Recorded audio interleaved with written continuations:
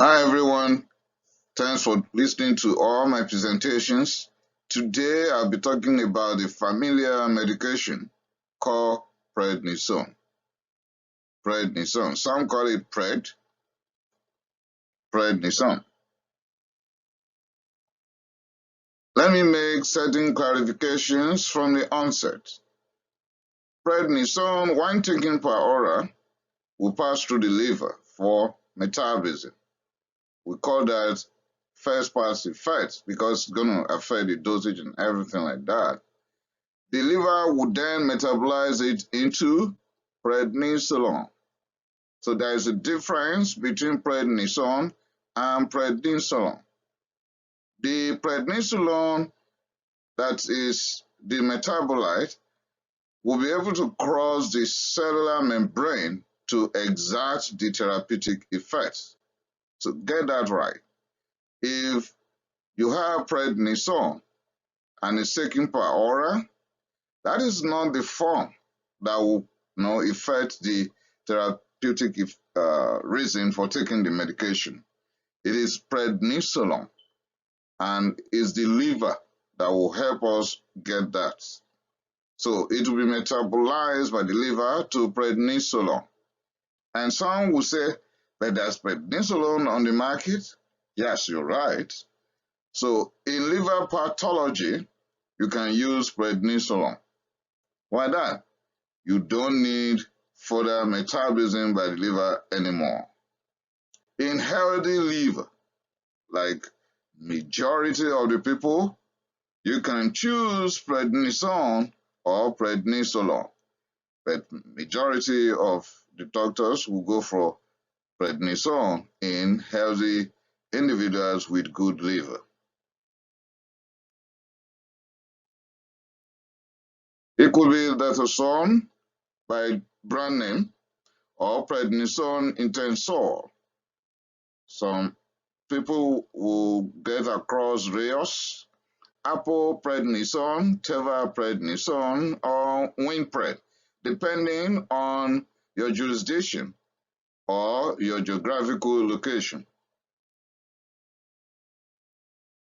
Prednisone belongs to the class of medications known as systemic corticosteroid.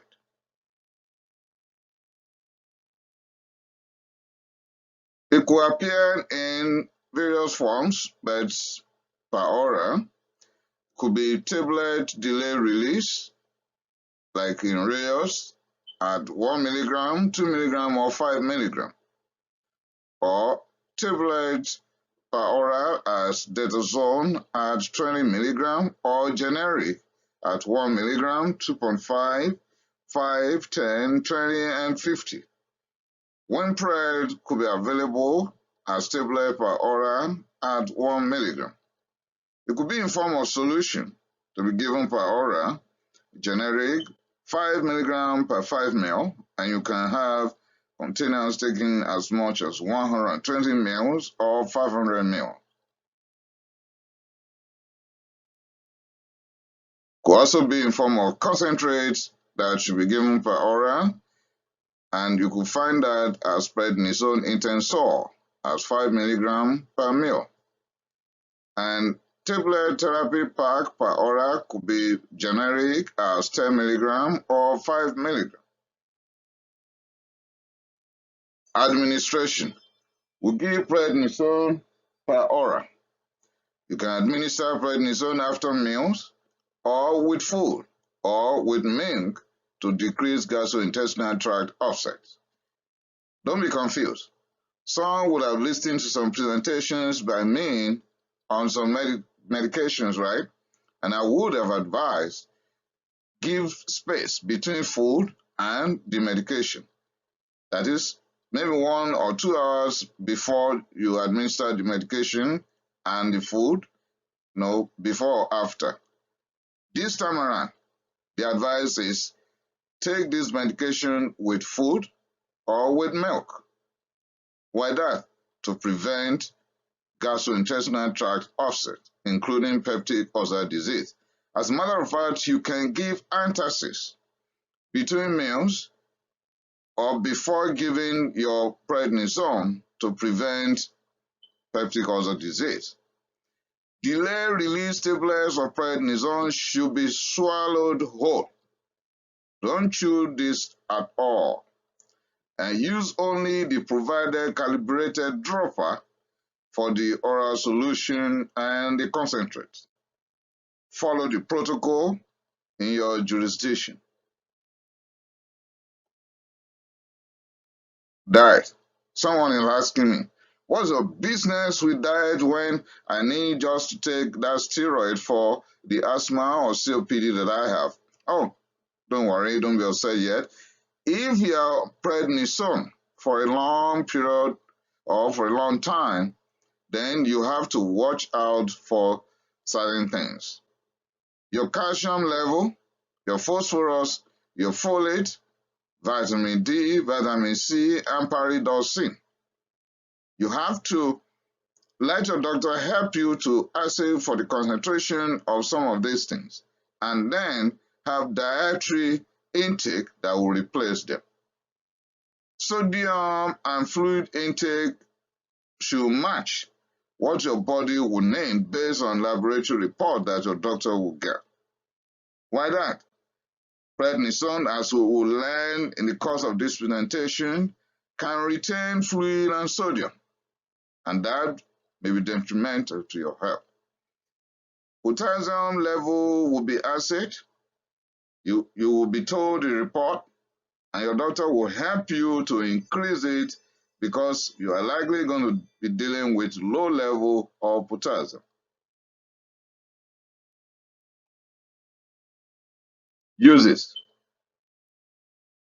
Prednisone is useful in the face of adrenal failure. You can check my channel for adrenal insufficiency. I made almost 5 different publications on adrenal gland alone. Check my channel for that, please. Angioedema. I'll go into that in a bit. Urticaria, asthma. As a matter of fact, any family with kids and asthma will be familiar with this topic. Bell palsy, COPD. It is chronic obstructive pulmonary disease in the face of bronchitis or emphysema. Duchenne muscular dystrophy. The list still goes on to include giant cell arteritis. I will go into that also in a bit. Gout, graft versus host disease, autoimmune hepatitis, immune thrombocytopenia, inflammatory bowel disease, for example, Crohn's or ulcerative colitis. Still, part of the uses will include allergic reaction to alternated contrast media. Let me explain this. It's not everyone who needs contrast media for investigation that could take it. Some are seriously allergic to it. Prednisone will be useful in that case. Minimal change disease of the kidney, multiple myeloma, multiple sclerosis, myasthenia gravis, dermatomyositis, polymyositis, pericarditis, pneumocystis pneumonia. I'll talk more about some of these in the course of this presentation. Polymyalgia rheumatica, prostate cancer, systemic lupus erythematosus, rheumatoid arthritis, vasculitis, Hashimoto's thyroiditis, tuberculosis, but not miliary tuberculosis, and not TB of the spine called Paul's disease, not TB of the kidney or other part, but pulmonary tuberculosis only. And this is not what many doctors will try to do when it comes to TB. But if at all your doctor will prescribe prednisone in the face of tuberculosis, is only in pulmonary tuberculosis. Autoimmune hemolytic anemia. You could see that the list is pretty long, right? Juvenile idiopathic arthritis, lupus nephritis, Hodgkin lymphoma, nephrotic syndrome, physiologic replacement, because when the adrenal gland has failed, then physiologically we need steroid, right? So prednisone could help. PJP is not Pigeon's joint position or anything. It is pneumocystis jirovecii pneumonia. Before, when I was in medical school, all we knew was pneumocystis carinii pneumonia in HIV/AIDS patients. Now is pneumocystis jirovecii pneumonia. In congenital adrenal hyperplasia, prednisone will be very helpful. Adverse reactions. Of course, in life, we need to weigh merit and demerit. Anyone taking this medication could be prone to hypertension. And if you are genetically predisposed, then you come down with it. Heart failure, increased intracranial pressure, euphoria or mania. You could see that I burden that, right? Because some that are taking steroid as illicit drugs, they don't know the danger that they are posing to their own lives.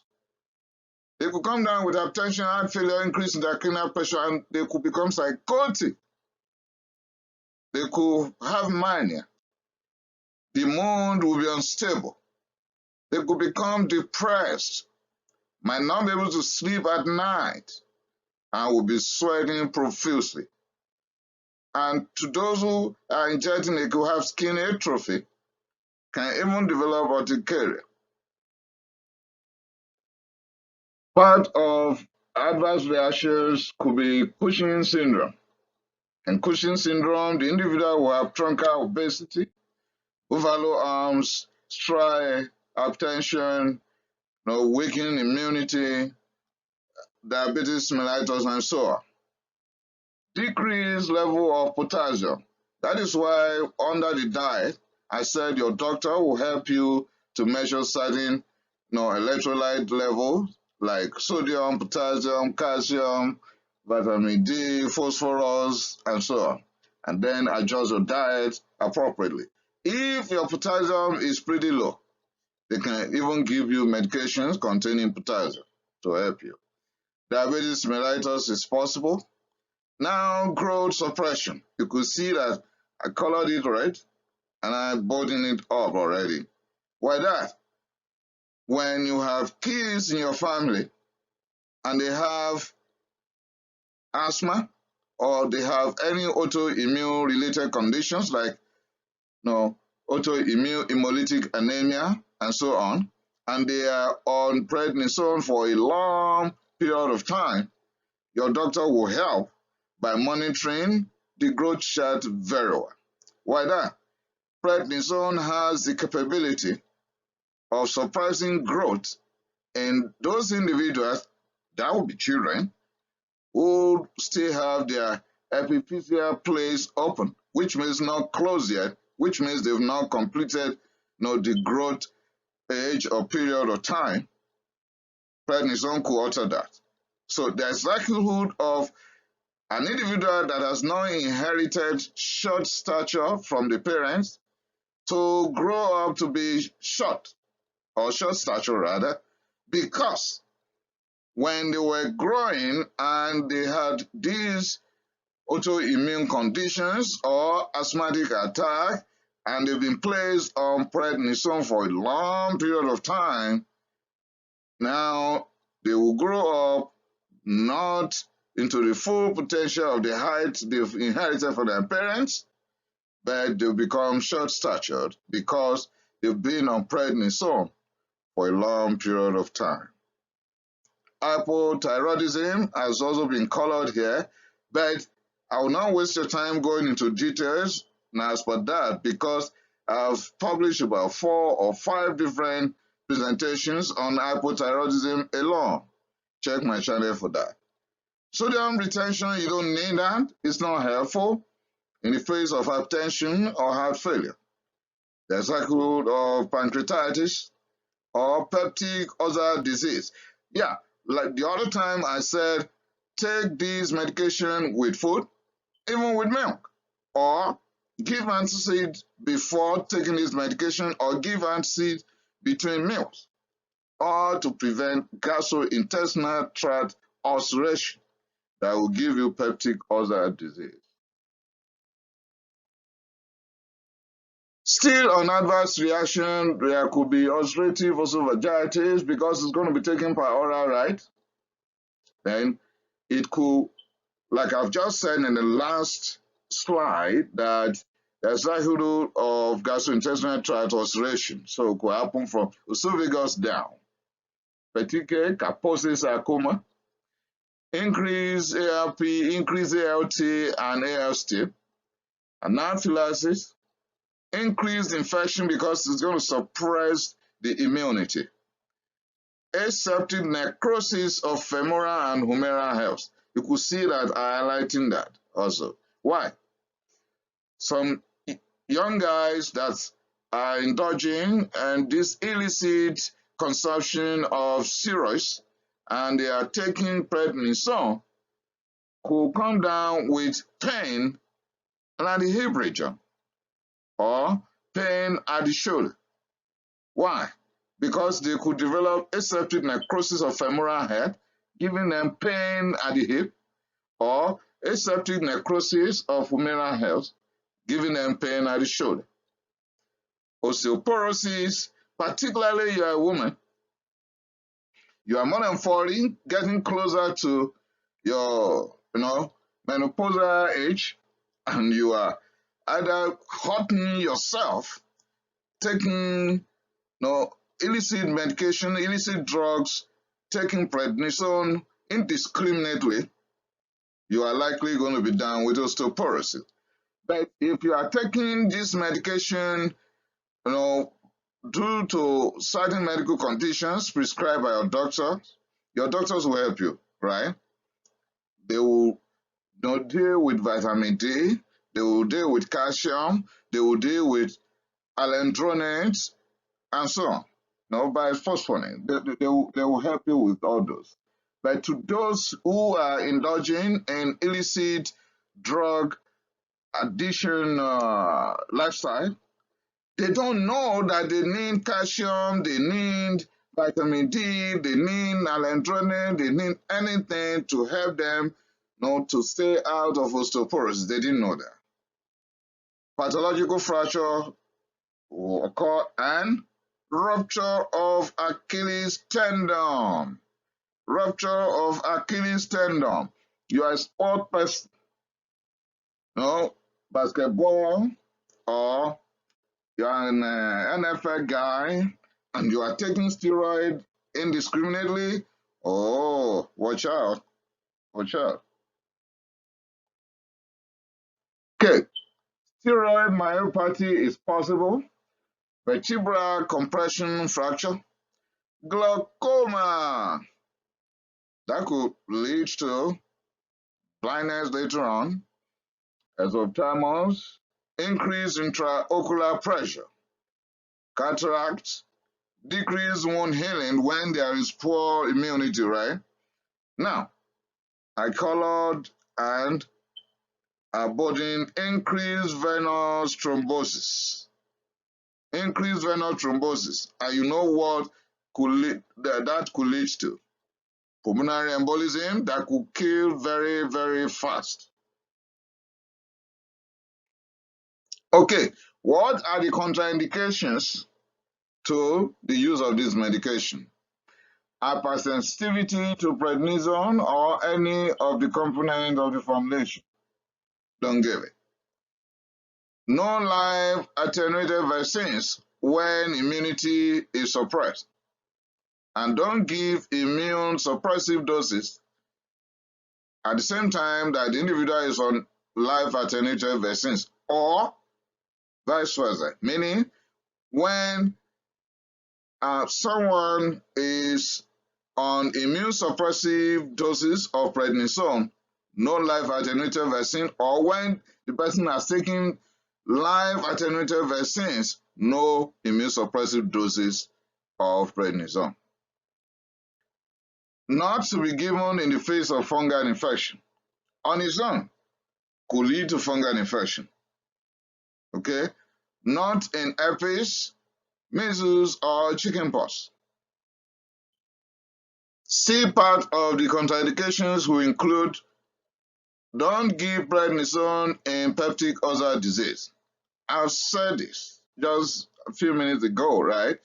That prednisone on its own could lead to peptic ulcer disease by gastrointestinal tract ulceration, not in unspecific ulcerative colitis. So you have to be sure of the diagnosis before adding salt to injury. Not in diverticulitis, not in viral or bacterial infections. Warnings. There may be adrenal failure when someone is on prednisone. Why that? I'll go into that in a bit. There's likelihood of anaphylactoid reactions, immunosuppression, Kaposi sarcoma, myopathy, psychiatric disturbances, electrolyte derangement, like we're going to find that the individual will have raised sodium and decreased potassium. We have to be extra careful in the face of myocardial infarction. Why that? There's likelihood of left ventricular rupture, and that may occur with corticosteroid use. Still part of the warnings will be it can increase glucose. So, in someone already diagnosed with diabetes mellitus, and you still want to prescribe prednisone, watch out. Increased perforation risk. No high dose of prednisone in head injury placed. Let me explain. Someone is here with us, maybe at the clinic, emergency room, or anywhere with head injury. No high dose here, no. It can exacerbate symptoms of myasthenia gravis. It can worsen glaucoma for the affected people. It can increase osteoporosis in everyone, but extremely bad for postmenopausal women. Still part of the warning is that this medication is not good in renal failure. It can increase seizures when there's adrenal crisis. Can increase scleroderma in systemic sclerosis. Follow with thorough function test and adjust dose appropriately. When you are dealing with elderly, you better go slow. Low dose in elderly, please. In pediatric age group, I'm not going to waste your time going into details again. I've explained in the last 5 minutes that it would decrease growth in them. Don't get sued later in life for that short stature. No sudden stoppage, but gradual tapering. Why? I will explain a bit. Increase dose in the face of stress, like surgery or infection. Drug-drug interaction. I will not go into that because you have to contact your pharmacist or clinical pharmacologist. I may not be able to predict the medications that you might be placed upon or that you'll be placed upon after being given prednisone or the herbs you've taken at home or other home remedies. And the list of medications that could interact with prednisone negatively or not is just too long. So I'm not going to delve into that. So contact the pharmacist or clinical pharmacologist. And of course, if you are a lay person, if you are not in the medical field, your physician will help you, or your physician will help you to contact the pharmacist and find out if you can take prednisone with those medications you are taking right now, with your herbs or with your home remedies. Monitoring. We will be monitoring your blood pressure, your weight, adrenocorticotropic hormone test. Check my channel for that. I've already published ACTA test already, so I will not go into that. We'll be checking your electrolytes, your glucose level, the complete blood count. We'll have septic workup done if you are giving on any sign of infection. Intraocular pressure, your eyes will be checked. You can have chest x-ray, endoscopy to know if there is ulceration along the gastrointestinal tract from esophagus down. EKG, because we might be dealing with all sorts of things like ventricular rupture, myocardial infarction, and so on. And of course, growth charts. In everyone taking prednisone for a long period of time and the person is still a child must have growth chart. Mechanism of action. Okay, this will be for health-related people, right? Antiemetic effects. So, if you haven't heard about that, get it now. That prednisone could be used as an antiemetic. How? It blocks the cerebral innervation of the emetic center by inhibiting the prostaglandin synthesis. As anti-tumor medication, although not prescribed purposely for that alone, but as an adjuvant, it could inhibit glucose transport, phosphorylation, or induction of cell death in immature lymphocytes. To decrease inflammation, on account of which majority will prescribe prednisone, it suppresses polymorphonuclear leukocytes migration. And listen to this, there is likelihood of reversal of increased capillary permeability. Signs of inflammation, we know them: redness, swelling, pain, and so on. The swelling will decrease. Why? There will be reversal of increased capillary permeability. Still part of mechanism of action is that it decreases immunity. As side effects or as an advantage in the face of autoimmune, right? How? It suppresses the activity and volume of the lymphatic system. It can exert adrenal failure. That is a serious side effect, on account of which we don't stop prednisone suddenly, we tail off, so that the hypothalamic pituitary adrenal axis will take over. So it suppresses adrenal function of cortisol production if given at a high dose, but it can also occur even at a low dose in some people. Therefore, we don't stop prednisone in any patient suddenly. We gradually tail off. So that is the advice. Examples. Remember that longer duration will lead to hypothalamic pituitary adrenal axis suppression. The hypothalamic pituitary adrenal axis suppression can even occur in people that are named for a shorter duration as well. So there is no guarantee. Oh, my patient is not on named for months or years. No.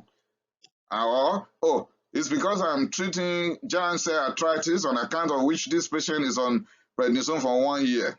That's not the only reason. It could be in even kids taking it for asthmatic attack for 3 to 10 days. Angioedema, acute allergic reaction, and urticaria. You can give prednisone at 10 mg to 20 mg per hour twice daily for 3 to 7 days. Tapering the dose will be great. Let me leave a note here. So there are certain medications that I personally am not comfortable to prescribe to patients for a long period of time, and this is one of them. The other ones will be the benzodiazepines. I don't like my patient taking them for more than 7 days maximum. Now, prednisone. In the face of angioedema, you can give it 3 to 4 days, and you will not stop suddenly. Tapering the dose will be great. In asthmatic attack, prednisone could be given from 40 milligrams to 60 milligrams in 1 to 2 divided doses for 3 to 10 days. Remember, you will judge the dose, or the dose you're going to give will be predicted by the value of peak expiratory flow rate. If it's less than 70, you increase the duration. In COPD, you can also give at the dose of the asthmatic patient 40 to 60 milligrams once daily for 5 to 14 days, particularly in the face of acute exacerbation.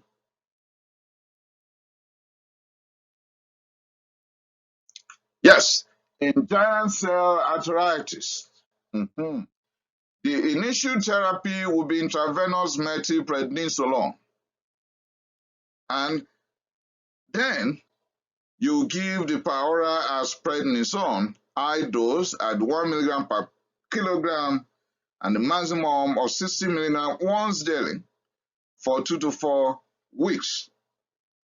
Then you will check for signs and symptoms of the same giant cell arteritis, and you check your laboratory values. Know what is going down, what is coming up. If the third above, that is the laboratory values, the signs and symptoms above, are within the normal range, then we'll begin to tail off. Hello, we are not going to stop this medication in the next 1 week. We are going to tail off for almost 6 to 12 months before we can finally discontinue. So let me emphatically repeat it that if we are dealing with giant cell arteritis, let's prepare the mind of the affected individual that you will be on this medication for a long time, minimum 6 months up to 1 year. In asthma, particularly in pediatric age group, you can give 1 to 2 milligrams per kilogram per day in 2 divided doses, and maximum is 60 milligrams per day. You will continue until peak expiratory flow rate is 70, or you give a short course burst. 1 to 2 milligrams per kilogram per day in divided doses once daily or twice daily for 2 to 10 days is the short course. Continue until the child is out of the attack, or peak expiratory flow rate is in the 80%. Longer treatment may be required in both scenarios above, but please contact your pharmacist. Okay? If you're a young physician, or maybe you are doing your internship, let your attending see your prescription. If you're in a rural area, you are by yourself, contact your pharmacist, please, because this medication is a serious one that could help with asthma in pediatric age group. At the same time, we've gone through the possible adverse reactions, including growth suppression, ulceration, diabetes mellitus, and so on. So horrible.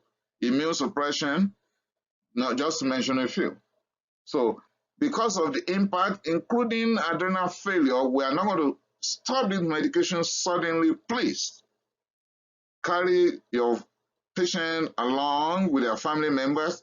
Prepare their mind for what they may likely come across, particularly if the patient will be on this medication for a long period of time. With that, I've come to the end of this presentation. Prednisone is a pretty helpful medication in medical practice. At the same time, both the patient and the doctors will be very careful, particularly in those that will be taking this medication for a long period of time. And we cannot stop this medication suddenly. So to patients, this is not the type of medication that you stop cold turkey. No, no cold turkey here. Or you run into a problem of adrenal failure, and that could kill you.